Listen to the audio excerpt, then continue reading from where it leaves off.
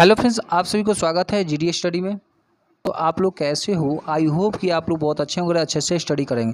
दोस्तों यहाँ पे देख सकते हैं आज की इस वीडियो में हम सीखने वाले हैं निम्न द्विघात बहुपदों के शून्य ज्ञात कीजिए। देखिए इस तरह से आप लोग क्लास 9th और 10th के अगर स्टूडेंट हैं आप लोग, तो आप लोग के लिए जो क्वेश्चन है ये बहुत ही इंपॉर्टेंट क्वेश्चन होने वाला है। तो वीडियो को शुरू से अंत तक जरूर देखिएगा। चलिए क्वेश्चन को पहले पढ़ लेते हैं। क्या है क्वेश्चन? यहाँ पे देख सकते हैं, यहाँ पे 6x² माइनस में 3 है, माइनस में 7x है।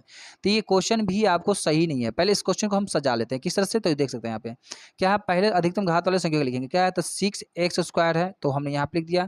ये 7x को हम पहले इधर लाते हैं तो माइनस में 7x हो जाएगा। ये माइनस में 3 है तो इधर ही रहेगा। अब ये आपका सही बहुपद, आपको द्विघात बहुपद हो चुका है। अब यहाँ पे आपको क्या करेंगे, आपको इससे पहले वाली वीडियो में भी बताया गया होगा। देखिए शून्यक जो ज्ञात करना होता है बहुत ही आसान है। गुणनखंड आपको आना चाहिए, और गुणनखंड का जो भी वीडियो है आप लोग को बनाकर बताया गया। अगर वीडियो नहीं देखेंगे तो वीडियो का लिंक जो है नीचे डिस्क्रिप्शन बॉक्स में मिल जाएगा, आप लोग वीडियो देख सकते हैं। तो चलिए पहले क्या करना होता है, गुणनखंड के विधि से ही बनाते हैं। तो गुणनखंड में क्या करना होता है, देख सकते हैं आपको शुरू वाले अंक से लास्ट वाले अंक से क्या करना होता है, गुना करना होता है। तो चलिए उतना तो आप लोग भी कर सकते हैं। ये शुरू में क्या है, 6 है, अंत में क्या है, तो 3 है। तो चलिए हम शुरू में 6 है और अंत में क्या है, तो 3 है। तो 36 कितना होगा, 18 होगा। गुना करते हैं, पहला आप इतना कीजिएगा, और ये 18 को एक चीज ध्यान रहे, यहाँ पे लास्ट में चिन्ह क्या है, माइनस का है। तो माइनस का चिन्ह जब रहता है तो फ्रेंड्स क्या होता है, घटाने पर। तो आपको गुना जो कीजिएगा ना, जैसे कि मान लीजिए 9 दूनी 18 होता है ना, 9 दूनी 18। तो अगर मान लीजिए 3 छक्का 18 भी होता है, लेकिन 3 और 6 का गुना करने पर 18 आ जाएगा। लेकिन 3 से 3 अगर घट माइनस चिन्ह मतलब घटाने पर आपको बाद बीच वाला जो है 7x वो आना चाहिए, लेकिन वो परफेक्ट नहीं होगा। तो आप क्या कर सकते हैं, आप ये कर सकते हैं जैसे कि 9 दूनी 18 लिख सकते हैं, क्योंकि 9 दूनी 18 गुना करने पर आपका 18 होता है ना फ्रेंड्स। और क्या करेंगे, अगर माइनस कीजिएगा वही, अगर मान लीजिए ये 9 दूनी 18 का अगर मान क्या है, 2 से अगर 9 घटा लीजिए, क्या है, तो घटाएंगे तो माइनस में 7 होगा, जो कि आपका बीच वाला आपका आ रहा है। तो मान लीजिए आपका इतना, आपका ये जो आ रहा है ये परफेक्ट आ रहा है, ये आपको ये बीच में आपको 1 से 7 आप लिख सकते हैं। तो चलिए शुरू में क्या है, 6x² है, पहले 6x² लिख लीजिएगा, इतना लिख लेंगे। वहाँ पे देख सकते हैं यहाँ पे 2x है, तो 2x है ना फ्रेंड्स, यहाँ पे प्लस में लिख लीजिएगा, है ना। कुछ भी लिखिए आप, पहले ये लिखिए या ये लिखिए, चिन्ह को लेकिन ध्यान में रखना होगा। अगर कोई भी पहले लिखे, मान लीजिए हम 2x पहले लिख रहे हैं, तो चलिए हम प्लस देकर लिखेंगे 2x, और माइनस में ये 9 लिखेंगे, 9x। क्योंकि यहाँ पे देख सकते हैं चिन्ह बड़ा का हमेशा होता है। लास्ट में क्या है, 3 है, तो लास्ट में 3 लिख देंगे, है ना। क्योंकि यहाँ पे देखिए प्लस में 2 है और माइनस में 9 है ना। तो देखिएगा आप क्या होगा, 2 में से अगर 9 घटाते हैं दोस्तों, तो माइनस में 7 होता है ना, बिल्कुल होता है। तो इसीलिए हमने पहले 2 को हम क्या प्लस में लिख लिए हैं, और माइनस में 9 को लिख लिए। तो चिन्ह हमेशा बड़ा का होता है, घट करके क्या होगा, माइनस में 7 ही रहेगा। अब माइनस में 3 है तो 3 रह जाएगा। अब आप क्या करेंगे, जैसे कि 6 और 2, देखिए दोनों इस एक ही टेबल में होना चाहिए। और देखिए यहाँ पे 9 है और यहाँ पे 3 है, ये दोनों एक ही टेबल में होना चाहिए। जैसे कि देख सकते हैं यहाँ पे 6x² है और प्लस में 2x² है। तो 6 और x मतलब 6 और 2x किसके टेबल में, मतलब 2 और 6 किसके टेबल में, तो 2 क्या करेंगे, यहाँ पे 2 का टेबल में आपको 2 भी है और 6 भी है। तो चलिए हम यहाँ पे क्या लिखते हैं, इस तरह से 2 लिखेंगे, और 1 से 7 लिखिएगा आप लोग। 1 से 7 हमने यहाँ पे लिख लिया, ठीक है, दिख रहा है ना। तो चलिए हमने 1 से 7 लिख लिया। अब ब्रैकेट इस तरह से आप दे दीजिएगा। 2 1 के पहाड़ा में, 2 का पहाड़ा में 6 कितने बार में आता है, 3 बार में आता है। और यहाँ x है तो यहाँ भी x आप लगा देंगे, तो x से गुना करते x² होगा, प्लस चिन्ह है, प्लस लिख दीजिएगा। और 2x के टेबल में 2x कितने बार में आता है, 1 बार में आता है, तो 1 हम यहाँ पे लिख देंगे। उसके बाद यहाँ पे माइनस साइन है, माइनस साइन दे देंगे आप। अब उसके बाद क्या कर सकते हैं यहाँ पे फ्रेंड्स, ध्यान दीजिएगा।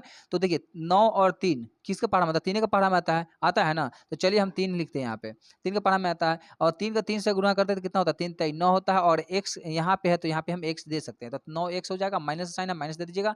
और 3 का पहाड़ा 3 कितने बार में आता है, 1 बार में आता है, 1। अब ये 1 हमने यहाँ पे लिख दिया। चलिए एक चीज आप ध्यान रखिएगा, ये दोनों जो ब्रैकेट वाला जो होता है ना, ये दोनों बॉक्स वाला सेम ही होना चाहिए। मान लीजिए यहाँ पे 3x प्लस में 1 है, यहाँ पे 3x माइनस में 1 है, तो दोनों सेम आ रहा है, मतलब मेरा करेक्ट हो रहा है। तो चलिए अब क्या कर सकते हैं यहाँ से आप, कि आप यहाँ से क्या करेंगे फ्रेंड्स, जैसे बॉक्स से बाहर वाले को एक बार पहले लिख लीजिएगा। तो 2x माइनस में 3 है, तो पहले हम इसको लिख लेते हैं, 2x माइनस में 3 है, उसको हम एक साथ करके लिख देंगे इस तरह से।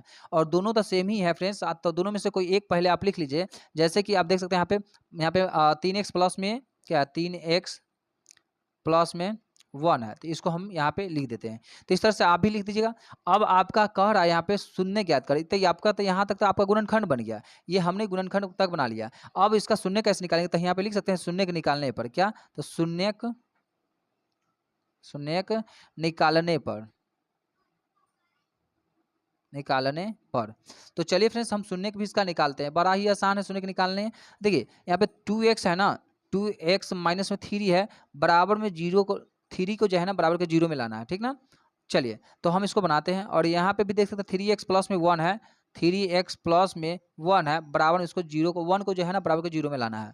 मतलब चलिए अब हम इसको कैसे सॉल्व करते हैं देख सकते हैं। ये शून्य का निकल रहा है, ठीक है ना। तो देख सकते हैं यहाँ पे 2x है तो 2x हम यहाँ पे लिख लेते हैं, बराबर में 0 को लाना है, 0 को बराबर में 3 को लाना है, तो माइनस में 3 है तो प्लस में इधर आ जाएगा तो वो हो जाएगा ना। देखिए प्लस में अगर कोई भी चिन्ह, ध्यान दीजिएगा, अगर कोई भी संख्या अगर माइनस में अगर बराबर से पहले बराबर के उस पर जाता है तो चिन्ह बदल जाता है। तो माइनस में 3 है तो बराबर के इस पर आएगा तो माइनस में 3 हो जाएगा। अब देखिए यहाँ पे आपको दिख रहा होगा तो 2x जो है इसका संबंध क्या है, गुना का है ना, गुना का। तो बराबर के इस पर आएगा तो भिन्न में लिखा जाएगा ना, मतलब भाग में लिखा जाएगा। तो 3 बट्टे में पहले 3 है तो 3 लिखेंगे, अब बट्टे में 2 है, मतलब आपका जो एक शून्य का निकला, समझिए कि आपका एक जो शून्य का निकला है 3 बट्टे में 2 निकला है, मतलब 3 बट्टे में 2 निकला है। और शून्य को हम क्या बोलते हैं, तो एक शून्य को हम इसको अल्फा बोलते हैं। अब क्या कहते हैं, अल्फा कहते हैं। दूसरा शून्य जो निकलेगा वो बीटा निकलेगा, ठीक ना। इतना तो आप लोग समझ ही गए होंगे। तो चलिए अब इसको देख सकते हैं यहाँ पे, अब इसको भी क्या करेंगे, 1 को जो है ना 0 के बराबर में लाते हैं। तो चलिए 3x बराबर में देखिए प्लस में 1 है तो इस 0 के इस बार आएगा तो माइनस में 1 हो जाएगा। चलिए बिल्कुल हो जाएगा। और 3 और x में क्या चीज़ का संबंध है, तो गुना का है। जब बराबर में जाएगा ये 3 तो क्या हो जाएगा, भिन्न में हो जाएगा, माइनस में 1 है, अब बट्टे में 3 आ जाएगा। तब मतलब आपका दूसरा शून्य जो निकल कर कंप्लीट हो गया। दूसरा शून्य क्या है आपका, तो देख सकते हैं 1 माइनस 1 बट्टे में क्या है, 3 है। तो ये जो निकला है फ्रेंड्स, ये आपका बीटा निकला है। क्या निकला है, ये बीटा निकला है, मतलब दूसरा शून्य यही होता है। तो इसी को हम कहते हैं शून्य के निकालना। आई होप कि ये वीडियो पसंद आया होगा, और आप लोग ये वीडियो पसंद देखने के बाद आप लोगों को शून्य का निकालना भी आ गया होगा। आई होप कि वीडियो पसंद आए तो वीडियो को लाइक शेयर जरूर कीजिएगा। फिर मिलेंगे नेक्स्ट वीडियो, तब तक के लिए जय हिंद।